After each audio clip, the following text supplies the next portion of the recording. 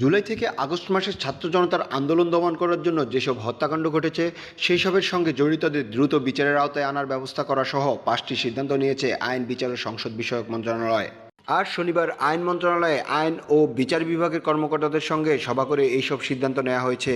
গত বৃহস্পতিবার রাতে অন্তর্বর্তীকালীন সরকারের শপথের পর আইন বিচার ও সংসদ বিষয়ক উপদেষ্টা আসিফ নজরুল আজ প্রথম সচিবালয়ে আসেন।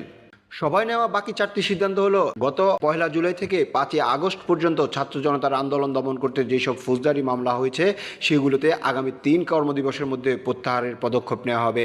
শিশু কিশোর উন্নয়ন কেন্দ্রে যেসব শিশু কিশোর মিথ্যা ও হয়রানিমূলক মামলায় আটক রয়েছে তাদের আগামী 3 কর্মদিবসের মধ্যে ছেড়ে দেওয়ার ব্যবস্থা করা হবে। সন্ত্রাস দমন আইন ও সাইবার নিরাপত্তা আইনে দায়ের করা মিথ্যা ও হয়রানিমূলক মামলাগুলো দ্রুত প্রত্যাহারের ব্যবস্থা করা হবে। আইন ও বিচার বিভাগের 16430 নম্বরে মিথ্যা ও হয়রানিমূলক মামলার ক্ষেত্রে সহায়তা দেওয়ার ব্যবস্থা করা হবে।